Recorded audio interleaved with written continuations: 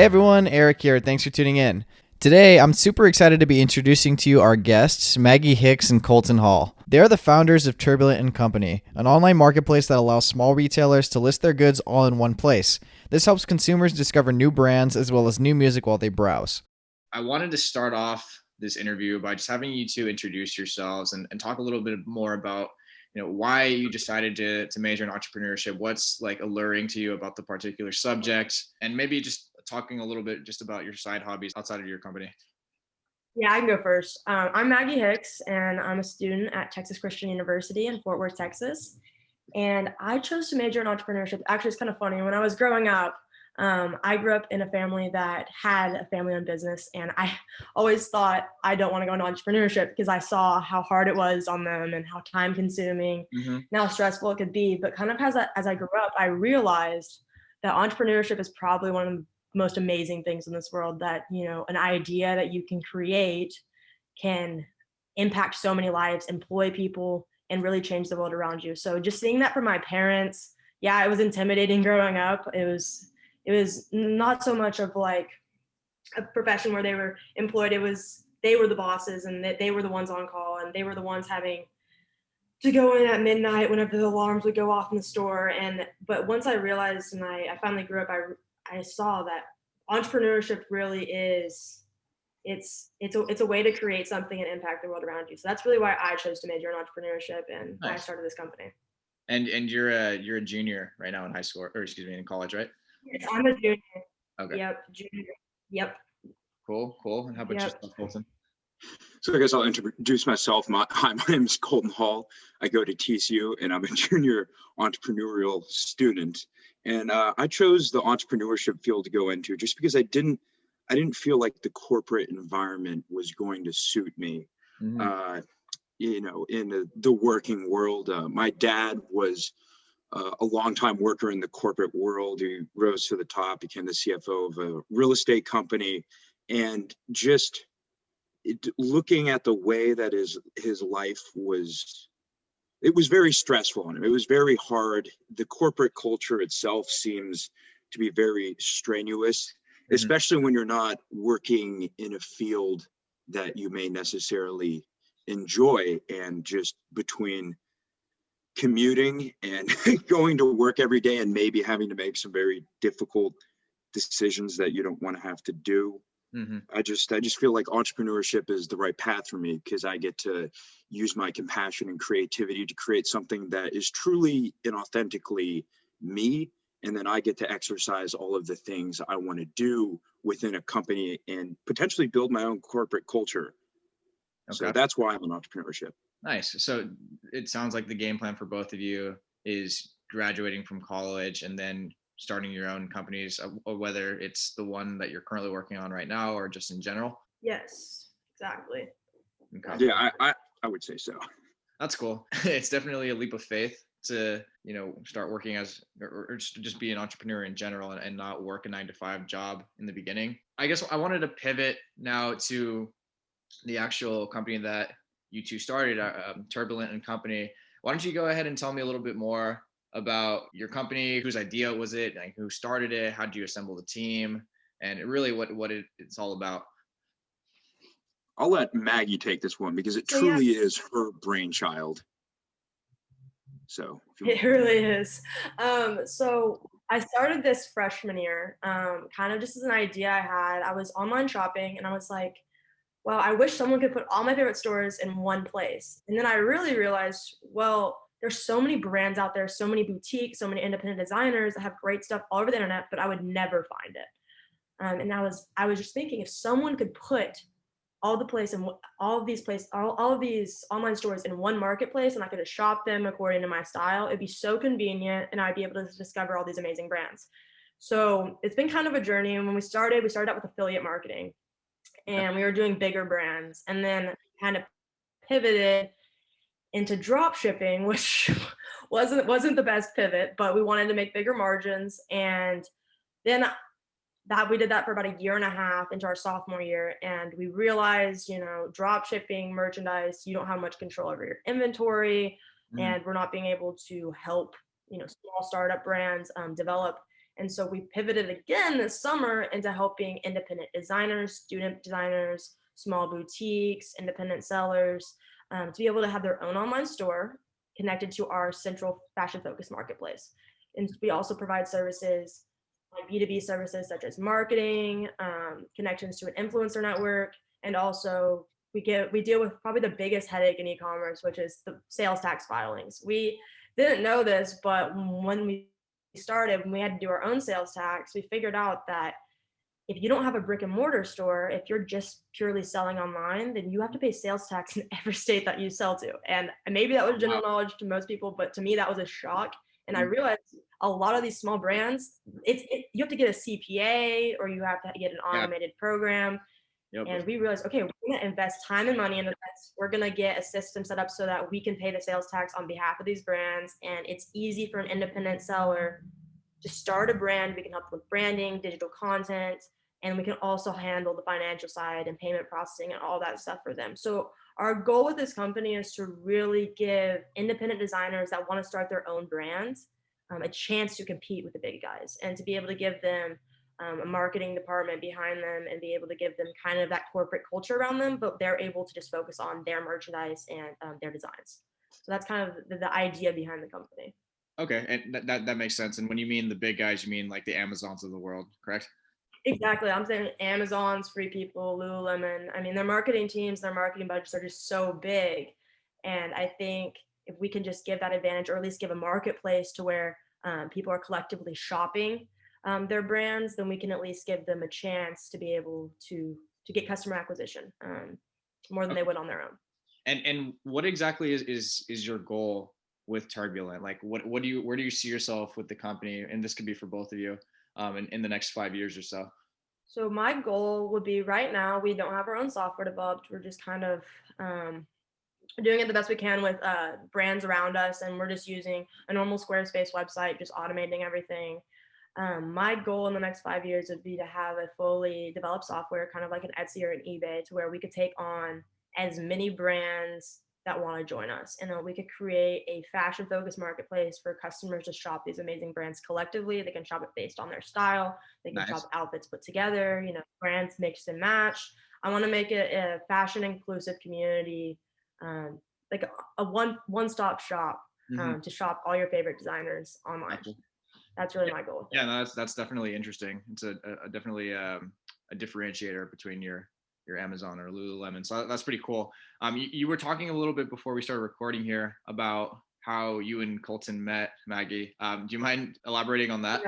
Like a long time ago. And actually, even maybe before then, like I just happened to run into Maggie a few times, and every time she was always talking about the next big entrepreneurial move she was having, whether it was like trying to get a rapper on board for selling his merchandise, or thinking about, starting the next Fortune 500 company. And I would sit there and I'd be absolutely like enamored by what she's talking about in her entrepreneurial spirit. And I was like, she's definitely somebody I want to surround myself with. And then later down the road, we happened to be in the same group for our entrepreneurship class. Nice. And from there, I just kind of started working on Turbulent Company, because that was the company that we were working on for the project. And then eventually I just asked her, hey, are you guys looking for any other person to come on board? And happily they said yes. And I've been a part of the team ever since.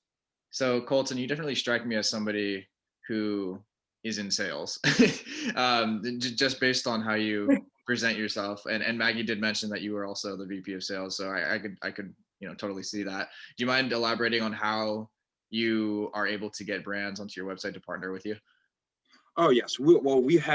It's been a long task. It's been a long task that's kind of evolved. The process itself has evolved quite a bit over time. Originally, we started with just this massive DMing campaign through Instagram to brands that we wanted to add. And I came up with this long message, kind of a value proposition for these different brands to maybe join us. And we were not really getting the most responses, definitely not as many as we would have liked to see.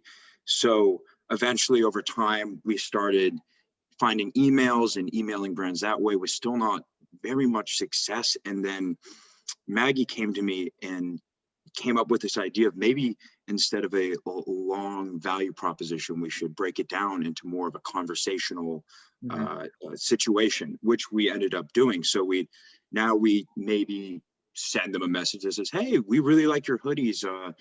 Are they, do you buy them? Do you hand make them? Are they thrifted? And then from there, we draw on their interest and we kind of slowly build them up through our sales pitch. And then we've actually had some recent success doing that. So things are really looking up in that regard. We've also got a few other ideas that we're working on right now to try and put more of a Turbulent and Company influence on our campus here at Texas Christian University. Cool. If you want to say anything about that, Maggie. Yeah, so one of our biggest things is that we want to target student designers. We want to fashion merchandising students, graphic design students, art studio students, anyone that's really looking to start their own brand. And we want to start that on our own campus and then kind of expand it to the surrounding campuses. Okay. So that's really right now our focus is, I actually have a meeting with the dean of our business school on Monday, and I'm going to kind of go over what we're thinking and see what's allowed and what's not allowed, and see if there's any restrictions that we need to follow and any guidelines. But we've had a few ideas, and our first 3 brands that we launched with on our test launch in November were TCU, student-owned brands, and we had great success with them. And we actually have meetings set up next week with 2 more TCU student-owned brands. And so that's kind of where we're going right now, is we're really focusing on the college students. Nice. And then obviously that next phase will be adding in small boutique owners that want to take their stores online, or just independent sellers, or really anyone, TikTokers, anyone that's trying to sell their merch, kind of branching into those areas next. So yeah. So correct me if I'm wrong. So this is, you're really doing both B2B and B2C, correct? Or is it just strictly? Yes. Yeah. Okay. Very much so. Okay. Yeah, because it sounds like you're targeting individuals, but you're also targeting brands. And do you mind walking me through the musician aspect of the website as well? Yeah. So right now, that's what we're developing. We did our test launch in November, which is the brands, trying to make sure that our business operations and everything flowed smoothly. And now that we're confident in our business processes, we're starting to pick up with our musicians again. We've had 2 musicians that have been with me since freshman year. So like through all of our launches, they've been with us and stuck with us, and they're both working on new albums right now. So they're not quite ready to be up on the website. So we're trying to get a few more musicians on board before we do the music launch. But what I realized whenever I first started this freshman year is that music and fashion run really, really closely together. And I thought one of the best influencers to help out our brands and also to get exposure for these musicians' music would be pairing the brands and the musicians. Right. So the concept is, while you're on our website, while you're shopping, you can listen to a playlist of all of our musicians. So you're discovering new music while you shop. You can pick your own genre and all that stuff. And it's just giving kind of creating that like a new vibe shopping online, and then also exposing their music to new audiences. Yeah, no, that's the idea behind that seems pretty interesting. So would it be something where the person or the individual would come onto the website and then they'd start shopping and the music would automatically start playing, or would they have like a list to select from while they're shopping and then kind of select as they go? So right now, on our current website, our capabilities would be just them selecting their genre. Obviously, as we develop software, I want it to be more customizable to where maybe they can favorite their favorite musicians. Right. They can be more selective with the music that they're picking. But right now, it's just going to be on genres, and we're really targeting, rap, country, hip hop, R&B, that kind of style of music right now. So nice. It'll be kind of a general selection right now.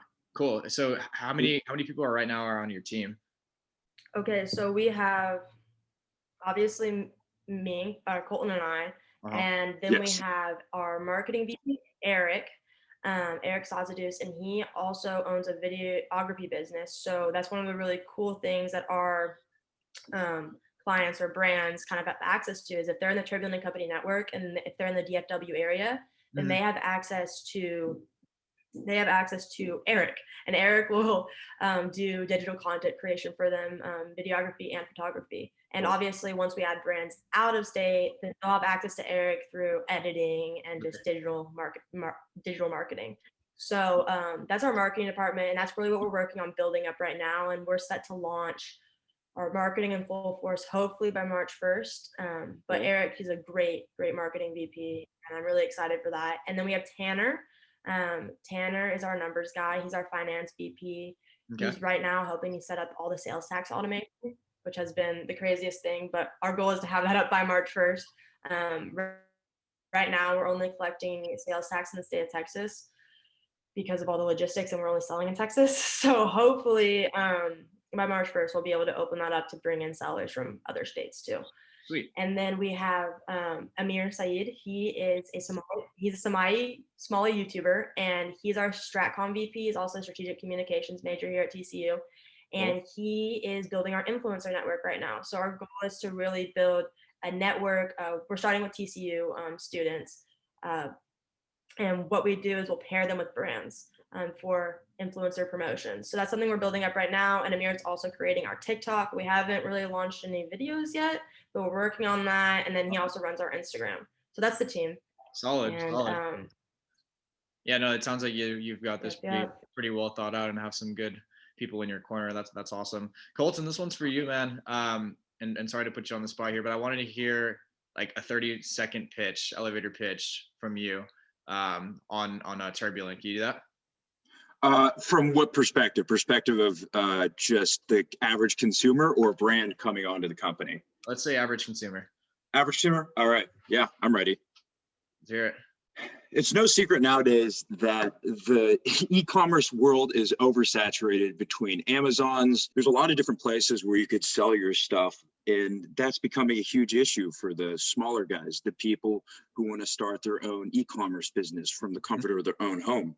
And with Turbulent Company, we can help even the smallest brands grow into the biggest and have a foothold in the e-commerce space throughout the world.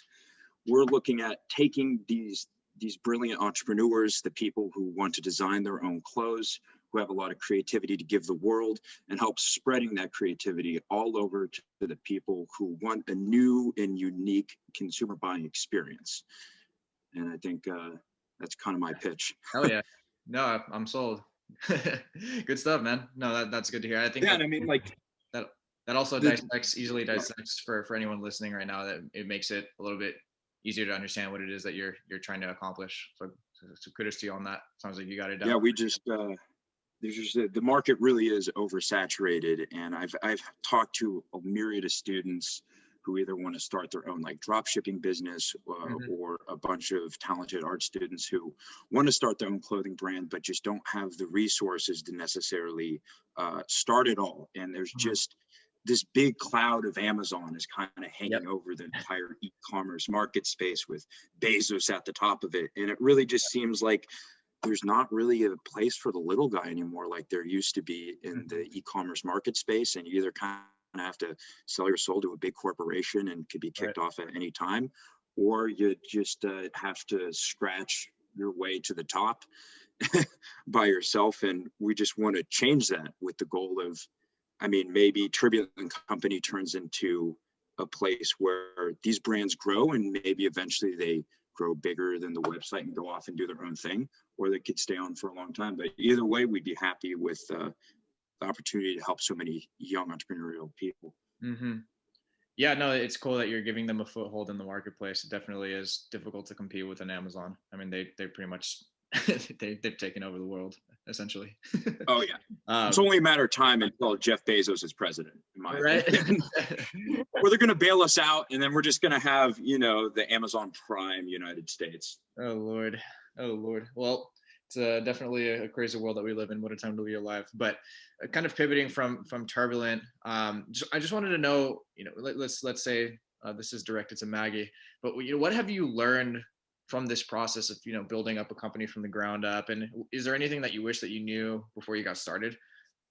Yeah, so I've learned so much. Where do I start? I think honestly, one of reasons why I'm so happy I started this freshman year is that we failed so many times and I've learned from each failure. So definitely one thing I wish that I knew freshman year is that help people. Don't look for making your own profit. Don't look for, like, don't just look at the big picture and think that you're going to build it overnight. Think about how you can help people, provide value to them, start it small, and then be able to scale. Create a company that you can scale.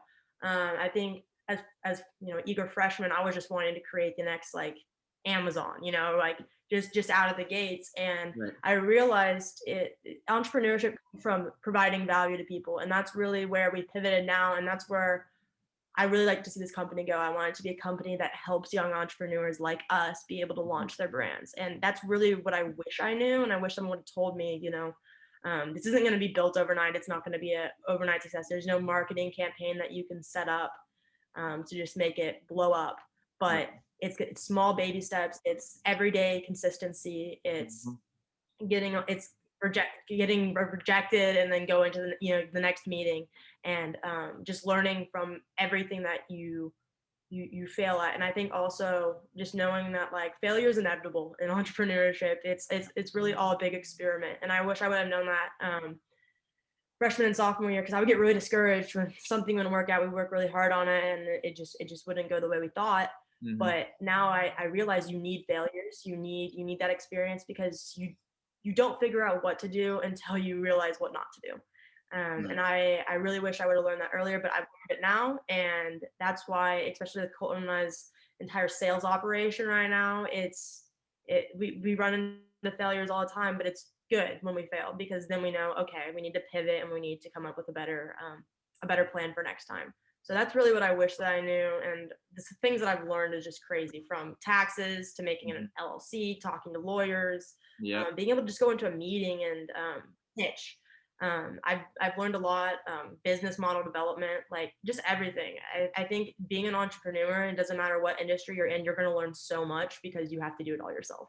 Right. So yeah, definitely. I've just learned so much. Yeah, and it gives you an idea of what people have done before you that have actually started corporations in the past. It's like it gives you a newfound respect for the people that have gone that path, right? Anything you want to add, Colton, to that? Yeah, I would say for me, one of the biggest things I learned, and I think any young entrepreneur out there, or even young or old, is lean on the environment that you're in. Like, we're in a very unique situation where we have TCU's campus to kind of run our ideas through, talk to various students about what they may or may not like. We have this built-in support community, and to any entrepreneurs out there, please use your support community, whether that's just marketing on campus or testing out your ideas on people. It's really a great thing. And I'd say the other thing I learned is you definitely are going to have to get creative, and you're going to have to get scrappy in order to succeed in the entrepreneurial field. Got to think outside the box. Like, for example, we were having trouble with communicating to a lawyer trying to get our contract so we could sign our brands officially. And we were kind of in a panic state because we were going to launch our website soon and we didn't have our contracts. And just kind of, I thought, okay, maybe we send her another email and have it say like, oh, I'm not sure if these have been going through. I've been having some technical difficulties the past couple of days. Do you have those contracts ready? Just as like a cop out. So she didn't have to say she was busy. Like, we gave the excuse for her, and we actually got an immediate response. So just whether it's that type of stuff or some of I think we're going to try and start with some innovative guerrilla marketing tactics on our campus. Okay. We're thinking of doing a massive paper airplane launch because of our logo, Turbulent and Company. Or maybe I'm thinking of getting some sidewalk chalk and just going around campus and writing our company logo and name just right on the sidewalk. Yeah, why not? If somebody's walking by, maybe they'll happen to open up Google and look up Turbulent and Company. Yeah. But just those types of ideas are really what makes the entrepreneurship spirit. Yeah, that's definitely something that I remember. 'Cause I was actually an entrepreneurship minor at Cal Poly, and I would see people's brainchilds all over the place. So that definitely brings me back to my college days as well. But did you enjoy the program there? I did. It was actually brand new. It was only a year old when I joined. And yeah, I mean, I learned a lot. Definitely some successful companies coming out of there. I'm not sure if you've heard, one of them was called Passion Footwear. It's essentially a heel for women that like comes off and turns into flats. Oh, So that came out of there Well, relatively recently. that's really cool. I'm always talking to Colton about how whenever I wear heels to meetings, I have to bring flats Yeah. because I can't walk all the way across campus in heels. That's a cool idea. Yeah, it definitely was. Really But cool. I mean, she talked about how difficult it was and why it hadn't been done before. It's a lot more complicated than just taking the heel off and Yeah, making it turning into a flat. There's exactly.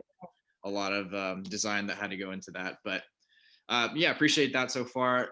Kind of pivoting again away from Turbulent here. I just wanted to know. This is for Maggie. Can you rank these in order of importance to you? So one being the most important, and then three being the least important.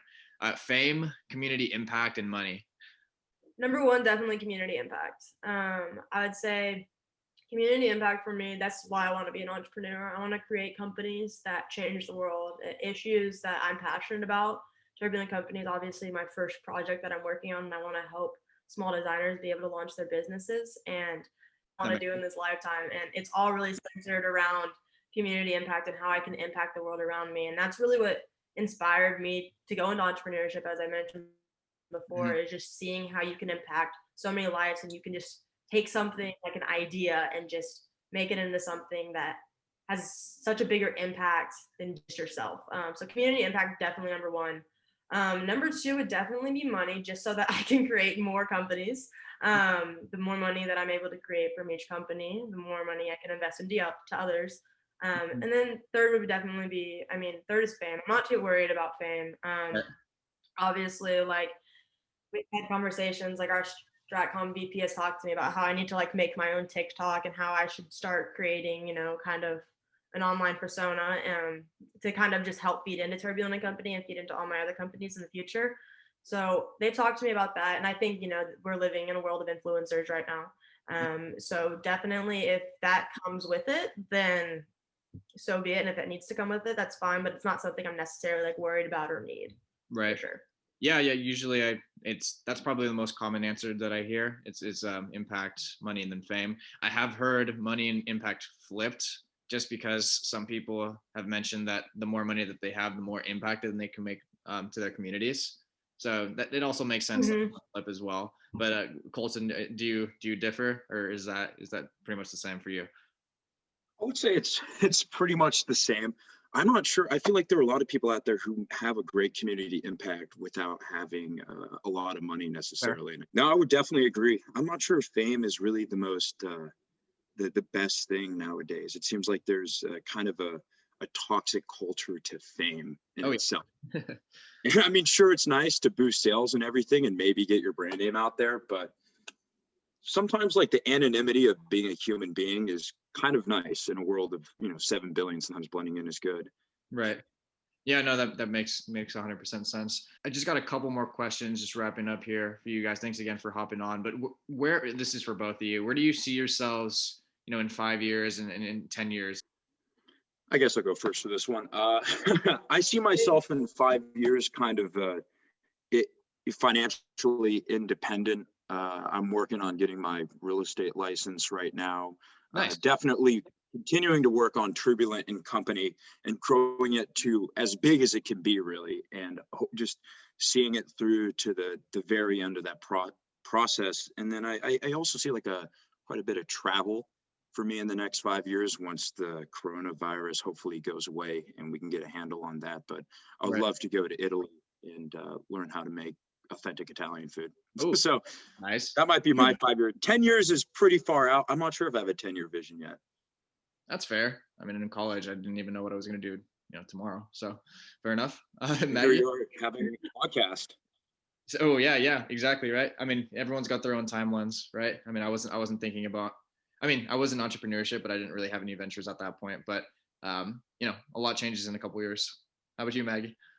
So, I'm kind of the same way. I can see 5 years, 10 years a little bit far, but definitely the next 5 years, I want to take Turbulent Company as far as it can go and build it into a fashion inclusive marketplace. And I also want to be, hopefully in the next 5 years, have new ventures. My brother right now, he just filed for his first LLC, so I'll be helping him out with that. And I also, my family my family's business. I would love to help them franchise that. It's locally owned, and they have a few locations in my hometown. And I would love their pet supply store, and I would love to help them franchise. So I really just see myself wherever the wind takes me and whatever business endeavors. I just want to create companies that really impact the world and can provide value to people.